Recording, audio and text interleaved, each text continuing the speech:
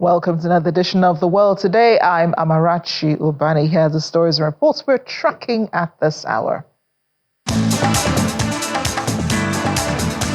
Blast rips through explosives factory in northwest Turkey, killing 12 people and injuring 4 others. More than 170 people rescued after a ski lift cracks in the U.S. state of Colorado. Plus, French Prime Minister François Bayrou says dozens, not thousands of people were killed in Cyclone Chido. Let's begin The World Today. 12 people are dead after a blast ripped through an explosives factory in northwest Turkey. The explosion, which also injured 4 others, tore through the factory this morning in Kavaki village in Balıkesir province. This footage we're looking at shows the mangled metal framework of the building, which was destroyed in the blast.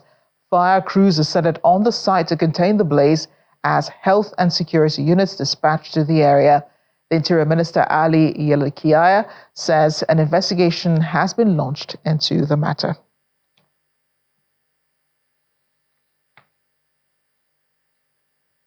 Meanwhile, officials are investigating what caused a ski lift carrying more than 170 skiers in the U.S. state of Colorado to malfunction at a popular resort in Winter Park.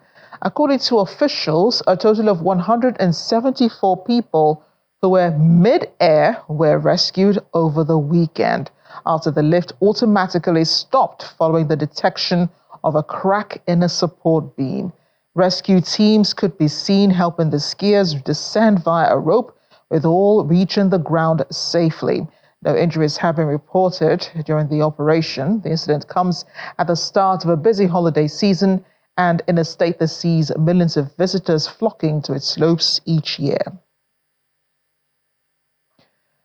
Meanwhile, the trial for the suspects in the second assassination attempt of U.S. President Donald Trump has been delayed until September next year. That's according to a court order. The 58-year-old, identified as Ryan Ruth, is facing charges including attempted assassination of a major presidential candidate. He is accused of positioning himself with a gun near a Trump-owned golf course in Florida in September, with the intention of shooting Mr. Trump during the presidential campaign. He has pleaded not guilty to the charges. His lawyers sought a delay of the scheduled February 10 trial date, citing the large volume of evidence in the case. Florida-based U.S. District Judge Eileen Cannon agreed to a delay but called the defense request for a postponement until December 2025 excessive. Judge Cannon scheduled the case to go before a jury beginning September 8th. Of 2025.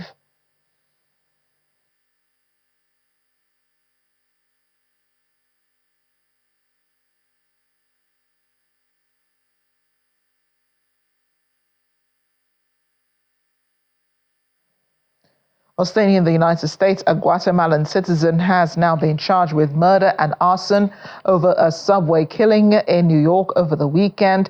Police and federal officials say 33-year-old Sebastian Tapeta set a woman ablaze and watched her burn to death on a subway train in Brooklyn. He was arrested about 6 hours on a subway train after police say he used a lighter to ignite the clothes of the woman who appeared to be asleep on the stationary train. The police noted he was apprehended with a lighter in his pocket. They also say there appeared to have been no prior interaction between the assailant and the victim, who has not yet been identified. The suspect is in custody and it's not clear if he has a lawyer.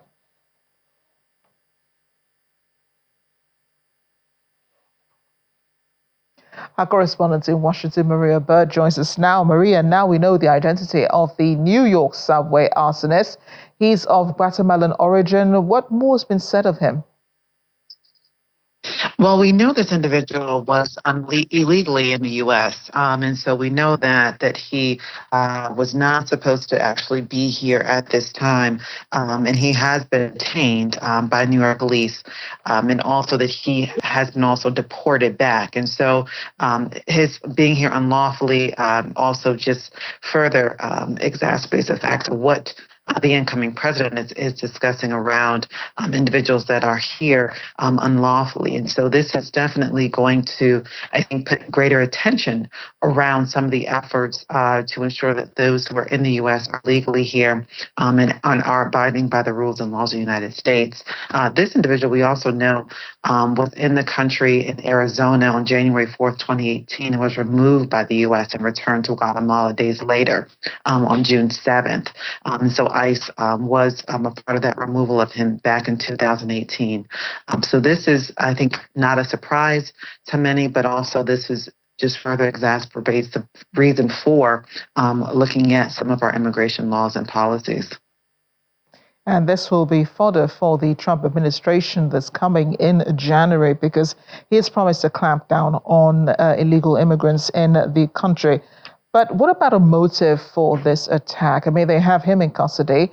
Has he started speaking to authorities? Has he revealed anything yet? So I'm sure there's a lot that they have gained from speaking with him. Very likely that we will learn any more until he actually has been fully deported back. He was living in Brooklyn. We know that, charged on Monday with first-degree murder and first-degree arson. And it's not immediately clear as to exactly how his attorneys plan to manage this moving forward. But this is definitely a criminal case, and we know that this motive seems to be a bit unclear. We expect to learn more as the case continues to move forward. There's been no word about the lady who was burnt to death. I imagine that even any information on her person may have also been burnt in the fire. How long before authorities say we could learn anything about her? Well, there's obviously going to have to be autopsies done, and obviously making sure the family's aware of this is always the first order of for any type of process like this. And so they do limit the amount of information on the individual, as this does appear to be not necessarily targeted. And so they will definitely be keeping the privacy of that individual. We do know that, as you mentioned, igniting the victim's clothing, and that they were pronounced dead on the scene, at the scene. And so this is another tragedy that we are seeing here in the United States, but specifically in New York. And so that we will expect to hear more as the case continues. A lot of times they will not expose too much about the individual as they're trying to ensure the integrity of the case to be able to ensure that justice is served through the process. This is happening in the holiday season, Maria. A lot of people coming to New York, milling around, lots of shopping, lots of shows to see in the Big Apple. It's also coming a few weeks after the assassination of the United Health CEO, also in New York. So has security been beefed up in the Big Apple? Yeah, security is always high alert during the holiday season, just due to what you said, because there's so many people, so much activity, and just so many reasons for potential attacks to happen because of the large crowds and the festive time of year. And so that is, but obviously with these two incidents, we will definitely continue to see beefed up security in the subway system. There have been increased number of police in the subway system over the last couple of years, but I'm sure that as a result of this, they will continue that. We can expect to hear more from the police chief in the coming days as they talk through and ensure that people feel safe on the subway system as it is readily used, especially during this holiday time. I suppose that also goes for other cities in the U.S. as well, cities with major tourist attractions. They will also have to beef up security. Let's talk now about the suspect in the Trump assassination attempt, Ryan Ruth, who's in police custody. His trial has been adjourned to September 2025. Why so far off? Well, we know that typically they do try to ensure that they are able to have the full focus on this. And so, as we know, as you said, having this trial suspect and also knowing that we're not going to see this until a further delayed throughout 2025. We know the incoming president, will be inaugurated in January of 2025. We know that will be a clear focal point. We know that they're going to try to, as much as they can, get as much information to prepare for the trial. And so it was scheduled for February the 10th, which, as we know, is shortly after inauguration. And so wanting to probably ensure, too, that there's enough time between the inauguration, the beginning of the new administration, and this case, and not to have a distraction during the beginning of this new incoming president. But what happens between now and September next year, Maria? He will be held likely in custody unless the judge finds that he does not need to be held in custody, but likely he will be held in custody until September 2025. Most of the time what will happen, if the individual is convicted of the crime, they will then utilize those months that they were in custody as a part of toward his sentencing. So if he gets 10 years and he's been in custody for 9 or 10 months, he would then have that deducted from the 10-year sentencing. Well, the holidays have started, Maria. Merry Christmas. Merry Christmas. Thank you. In other news now, Mexican President Claudia Sheinbaum has declared her support for the people of Panama and its government after U.S. President-elect Donald Trump threatened to gain control over the channel. Speaking during a press conference in Mexico, President Sheinbaum reaffirmed Panaman President Jose Raul Moreno's stance, indicating the owners of the canal were Panamans. On Monday, President Moreno noted that the sovereignty and independence of the country are not negotiable, as the canal and its adjacent areas belong to Panama. Mr. President, that's Trump, beg your pardon, threatened on Sunday to reassert U.S. control over the Panama Canal, accusing Panama of charging excessive rates to use the Central American Passage. Speaking to a crowd of supporters in Arizona, the former U.S. president said he would not let the canal fall into the wrong hands, warning of potential Chinese influence on the passage. Japanese Prime Minister Shigeru Ishiba says he hopes to meet with U.S. President-elect Donald Trump as early as possible in a bid to further elevate the Japan-U.S. alliance to a higher level. Speaking at a news conference, Mr. Ishiba said it is important to share a common understanding with Mr. Trump over the situation in Northeast Asia. The Prime Minister, who has been in office since October, has sought a meeting with Trump, but told reporters last month that the president-elect's camp had said meetings with world leaders are restricted under the Logan Act before Trump's January inauguration. Mr. Ishiba also said his cabinet plans to approve a draft state budget for the next fiscal year from April on Friday. A former leader of the Medellin cartel, Fabio Oca, has returned to Colombia after serving over 20 years in a U.S. prison. As of yesterday, December 23rd, he was deported to the U.S. by the U.S. government and is now a free man with no legal charges pending in Colombia. He was greeted by family and journalists at Bogota's airport. Speaking to reporters after, he expressed his innocence regarding new allegations claiming they were fabricated. Known as a high-ranking member of the notorious cartel, Ochoa was previously implicated in significant drug trafficking operations and was extradited to the U.S. in 2001.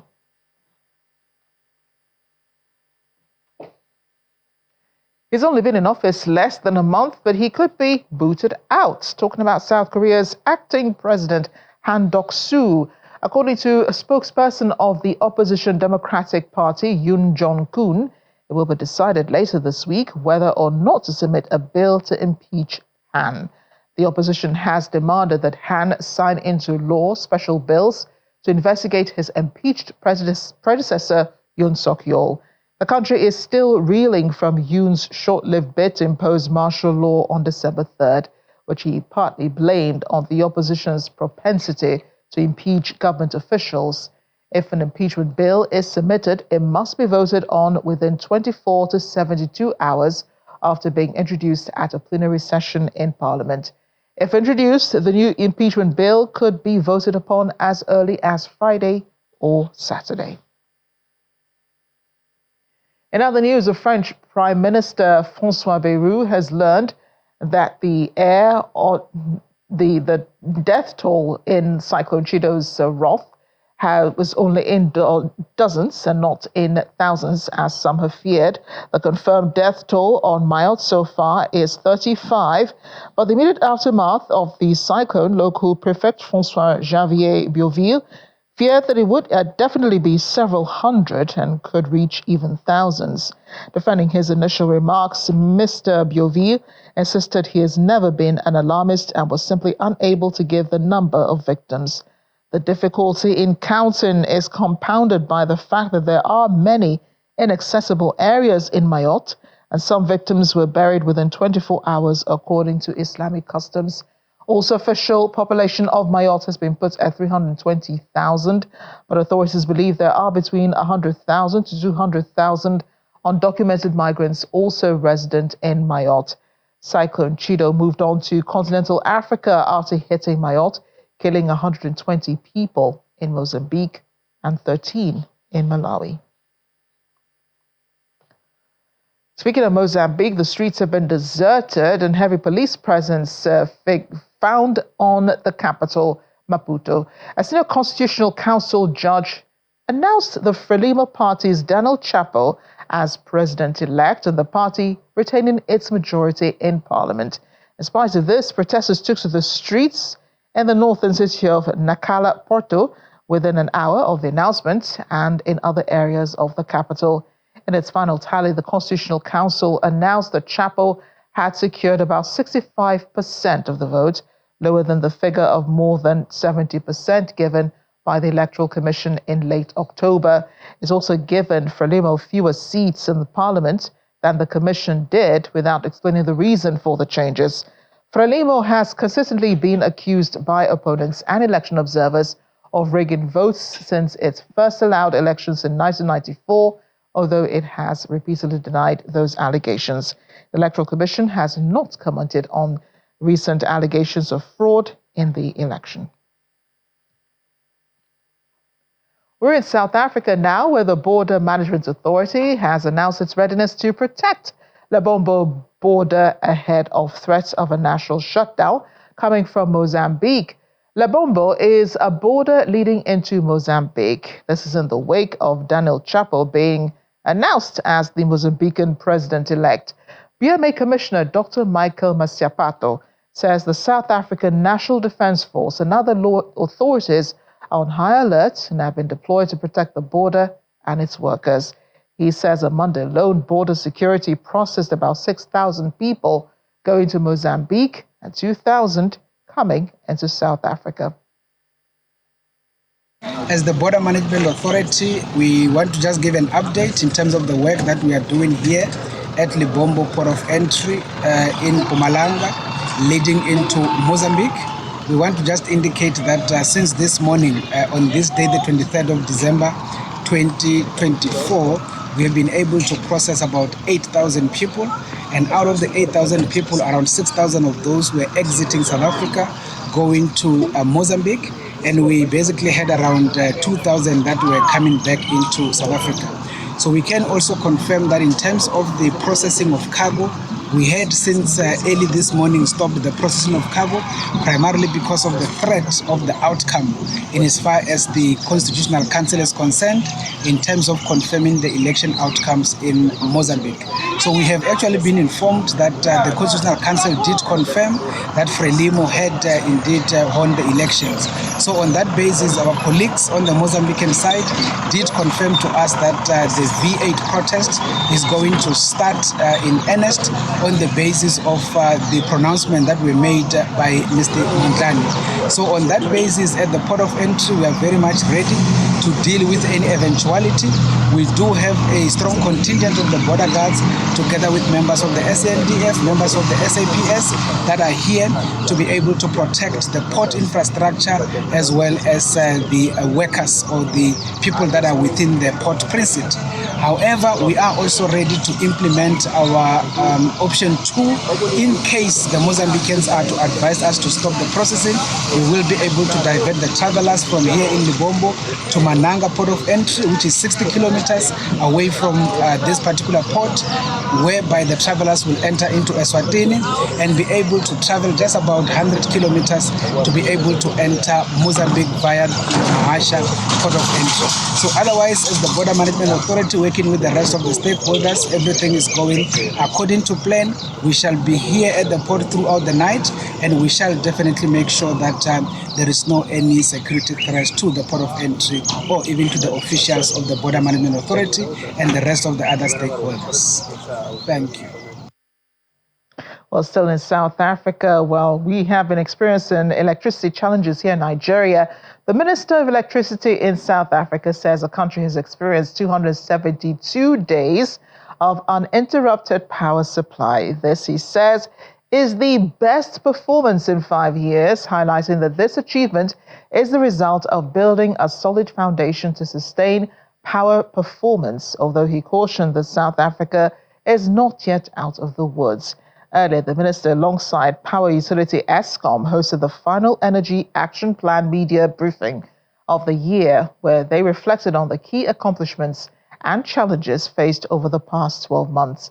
Load shedding has had a significant and detrimental impact on South Africa's economy over the past decade. Well, within catching distance of the resolution of load shedding, but we are not necessarily out of the woods yet. I think it's important that I underline that point so that there's a common appreciation across the country that even though we're seeing the kind of phenomenal performance that we're seeing, it is important that we continue to fix our eyes on the bouncing ball, and that bouncing ball is to ensure that we end load shedding. And then in the long term, to ensure that we are able to provide the sufficient aid space for the South African economy to grow. So I'm going to take the opportunity just first to do a recap of, if you like, the journey that we have traveled and also the kind of performance that we're seeing, one. And two, share with you what are the immediate outlook of generation performance going into the future.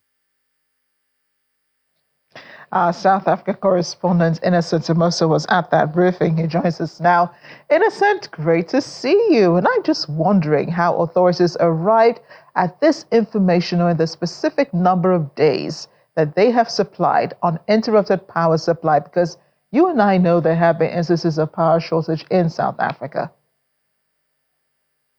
Yeah, indeed. A very good evening to you, colleague, and our viewers around the world. Yeah, so according to the minister in Eskom, so they're talking about different phenomenon here, which is load reduction and load shedding. So Eskom says load reduction is a measure that is implemented to reduce the load on the overloaded electricity network. This is, of course, primarily, in areas where illegal connection, electricity theft, or excessive demand, compromised, that can compromise the ability of the grid, unlike load shedding, which is the rotational power cuts, which is applied to basically stabilize the national grid during electricity shortages. Now, of course, load reduction targets specific areas with high network strain. The goal, of course, Amarachi, according to the minister and Eskom, the power entity here, they say that is to protect the electricity infrastructure from damaged due to overloading, but also they're talking about the fact that it will minimize the risk of localized outages that could occur in if the network fails. But also they're talking about the issues around encouraging responsible electricity usage and address illegal connections. But over and above, Amarachi, ESCOM typically announces affected areas in advance, and load reduction, of course, is usually applied during peak usage periods. So according to the minister, they say that these are different phenomena between load reduction and, of course, load shedding. So at this point, he says it is a step in the right direction, given the fact that we've not had load shedding in a long time, but there is, load reduction. Let's probably explore your experience a bit, Innocent. What has electricity supply been like for you in Johannesburg? Well, it has been a bit challenging because of the issues of, vandalism of infrastructure here. People steal the copper cables here simply because sometimes, the issues of unemployment has really led people to resort into illicit activities where they steal these copper cables. And at times when they steal these cables or a transformer, Amarachi, it takes time for ESCOM to come back and fix it, or to get it done again, because they say that they have to order it elsewhere. It takes time to get to South Africa, which is another process of getting it connected to the grid. So it's a whole chain. The issues of vandalism of infrastructure in the country, they don't have enough security to basically guard the infrastructure of ESCOM. Hence, we find ourselves with the issues of load reduction. But for me, in my area, it has been challenging there and there, but I think they've managed to get things in order. I have not experienced load reduction in a long time. Sometimes perhaps it happens when I'm out on the field. But yeah, so far I must say that when they're making steps in the right direction. But the question remains, how long will they keep this up, Amarachi? Well, let's hope they keep it up until after this interview, Innocent, because it is important that our viewers hear what you have to say. Just wondering, I'm sure you're monitoring the response to the minister's announcement. South Africans must be on social media.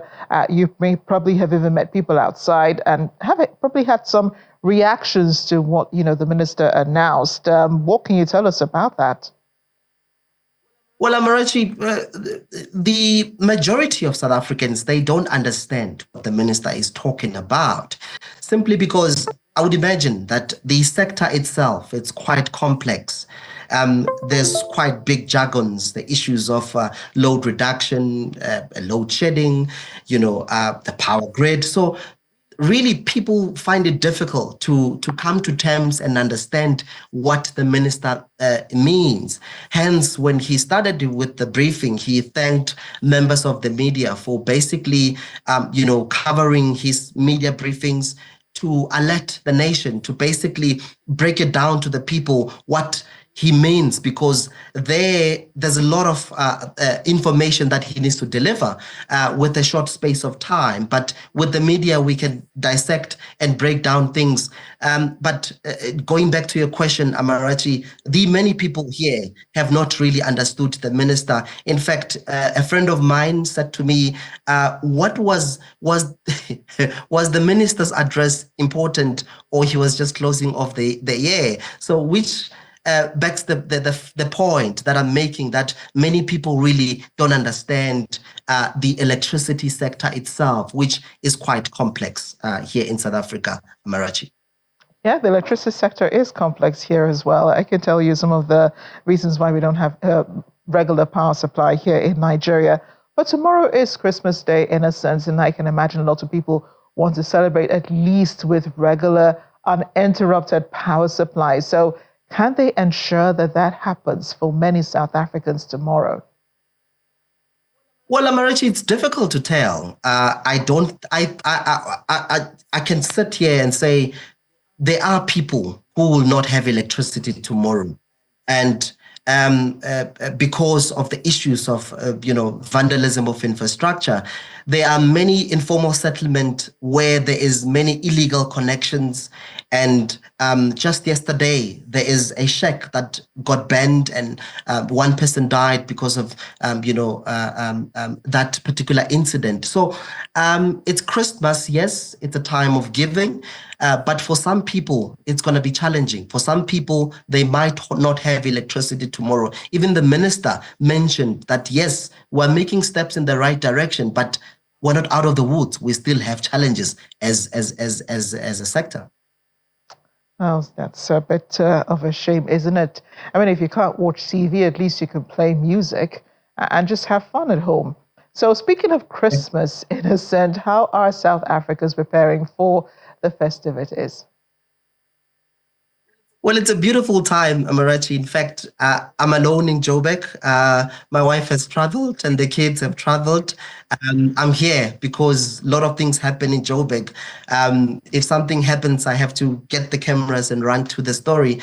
But hopefully, I'll be making my way to Mpumalanga province out of Johannesburg over the weekend. But it's a tradition. I mean, people are preparing for braais. They're preparing for I would imagine that in Nigeria, in East Africa and West Africa, the battle of jollof has started. But of course, I would any day choose Nigerian jollof because it has got a lot of ingredients. I'm not biased here, but I would imagine that is very nice. But it's a beautiful time of giving, Amarachi. The president, the deputy president here has really urged people to drive safely. There are a couple of people who have been arrested for drink and driving. So we have not had major incidents on our roads so far. It's a beautiful festive season, Amarachi.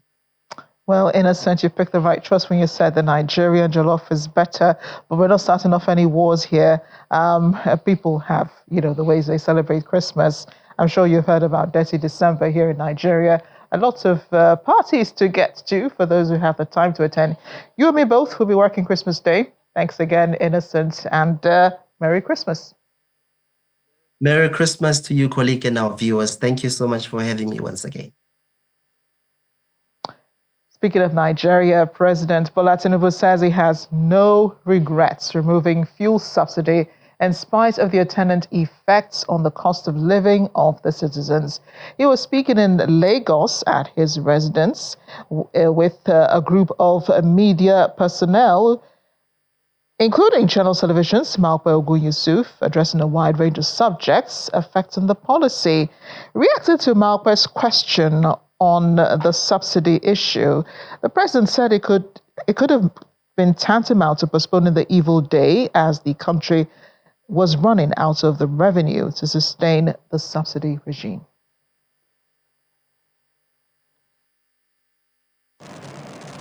I don't want to question people with 5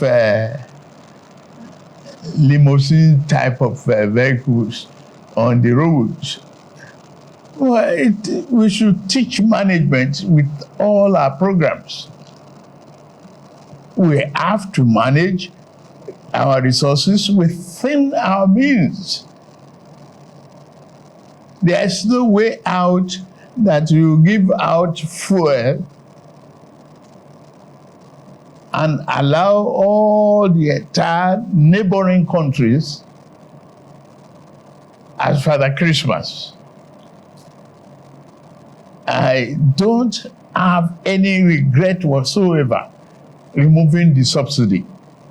It is necessary. We cannot spend our future generations' investment upfront. But do you think it should have been phased, done in bits? It is part of the fear that is unnecessary. Phased, no matter how you cut it or you slice it in segments, you still have to meet the bills. So, cut your coat strictly to your size. It's what we must manage. Management is the issue. And we have no choice. but to pull the handbrake. Otherwise, we are headed for slippery slopes. President Tinubu also admonished individuals and corporate organizations to devise a better way of giving out palliatives to the less privileged to avoid tragic incidents that characterized distribution in recent times. According to him, charitable events are not peculiar to developing countries, but the difference with what obtains in developing countries is the process of giving out these palliatives. The president was speaking against the background of the recent stampedes recorded in the distribution of food items in different parts of the country, in Ibadan, in Anambra, as well as in the Federal Capital Territory.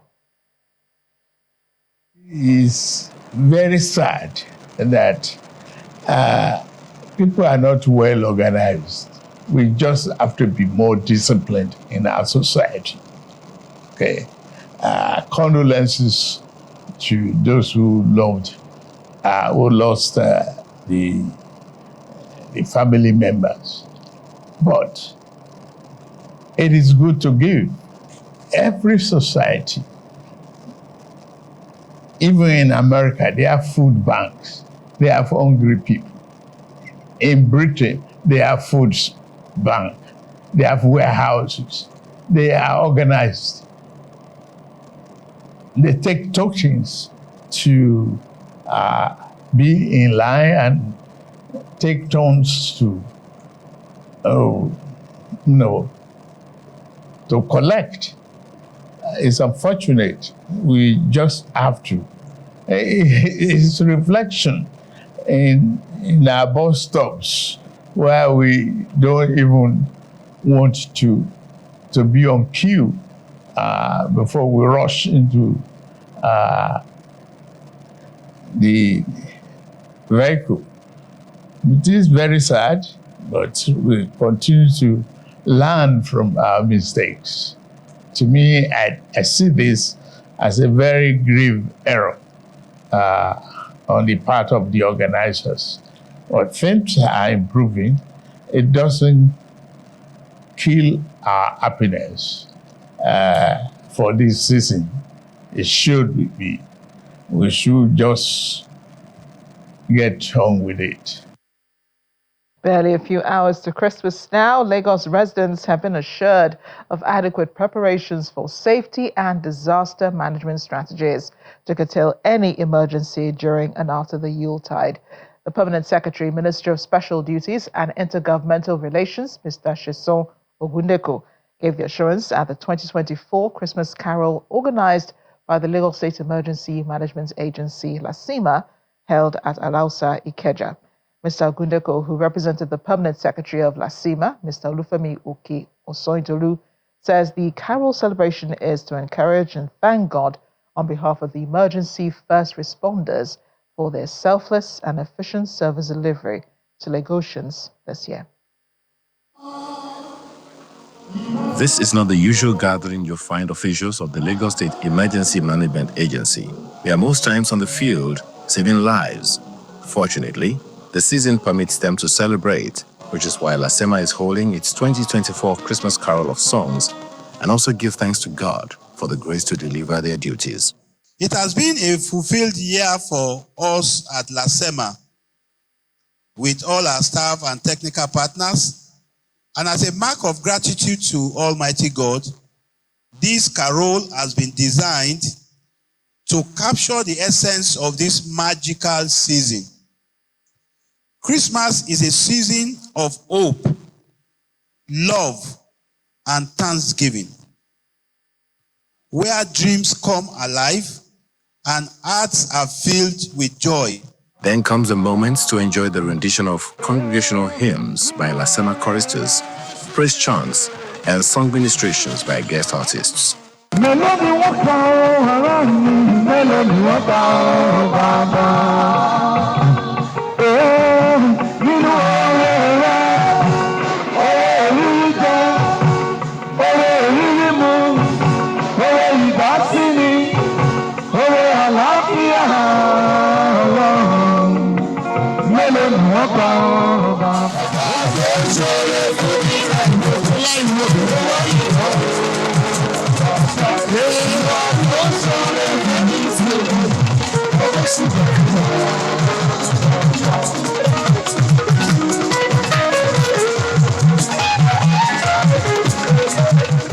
The first and second Bible readings are taken by directors of LASEMA, which focus on the love of God. And in the 6th month, the angel Gabriel was sent from God unto a city of Galilee named Nazareth, to a virgin espoused to a man whose name was Joseph, of the house of David, and the virgin name was Mary.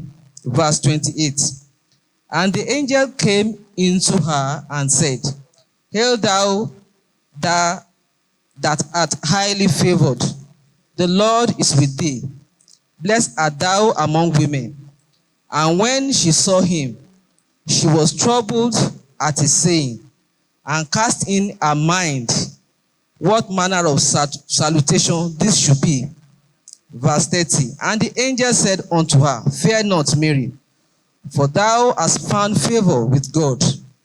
And behold, thou shalt conceive in thy womb, and bring forth a son, and shalt call his name Jesus. Then Joseph, her husband, being just a man, and not willing to make her a public example, but minded to put her away privily.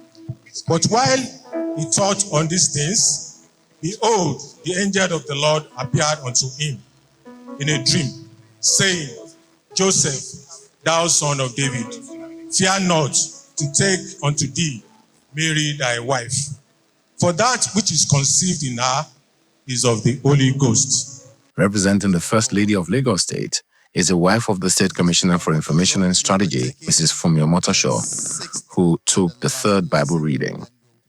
Therefore the Lord himself will give you a sign.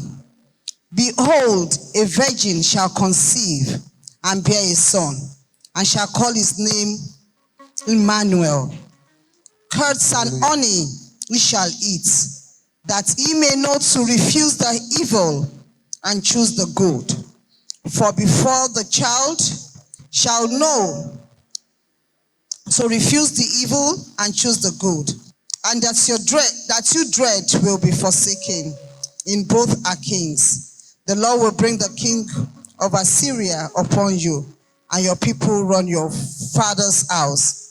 Days that have not come since the day that Ephraim departed from Judah.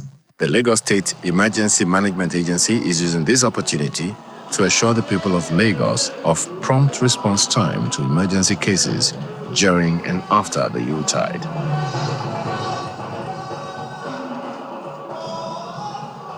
And in the UK this Christmas season, Prime Minister Keir Starmer has thanked the nation's emergency service workers in his first Christmas message. Mr. Starmer also spoke about the ongoing conflict in the Middle East, saying he hopes for a brighter future. This Christmas, people will be travelling up and down the country, heading home, visiting relatives and loved ones, to celebrate together the hope and joy of this special season. It's a time to remind ourselves what's really important: family, friendship, and fellowship between all people. Being there for one another in these celebrations, as well as the more difficult times. I'd like especially to thank those who will spend their Christmas serving others this year in our NHS and emergency services, our armed forces, and the churches and charities that will welcome every person this Christmas. Because I know this is not an easy time for everyone. And my thoughts are with all those who are lonely this Christmas, having a tough time, missing a loved one. You are not alone. Because as Christians celebrate the birth of Jesus Christ, the Christmas story reminds all of us to reach out to one another, to care for one another, and to look after those around us. This Christmas, I will be hoping for peace, particularly in the Middle East, as the birthplace of the Christmas story. I'll be looking towards a better, brighter future for every person and celebrating the joy and wonder that Christmas brings. So, from my family to yours, I hope you have a very Merry Christmas. And in Syria, protests are erupting in Christian neighborhoods on the capital, Damascus, after a Christmas tree was set on fire, prompting calls for the new Islamist authorities to take steps to protect minorities. The protests come after a video posted on social media showed some unidentified men setting fire to a publicly displayed Christmas tree in the main square of Sukalabia, a Christian-majority town in central Syria.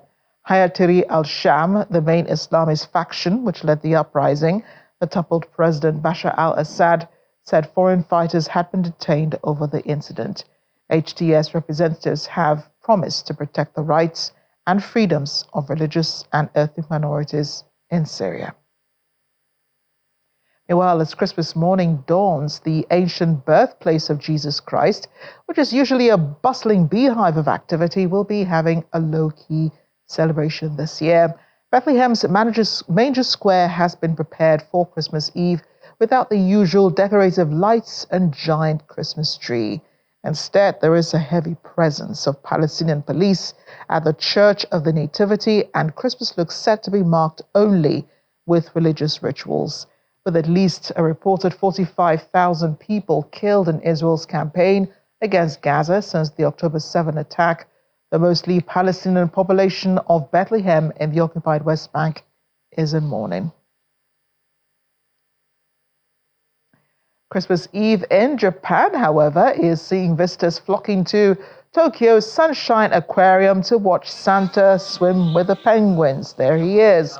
Sharing the tank with around a dozen African penguins, a diver dons a blue Santa outfit to conduct an educational quiz about the flightless birds. The audience learns about the species through the game as the diver holds up cards with a cross for an incorrect response and a circle for the right one.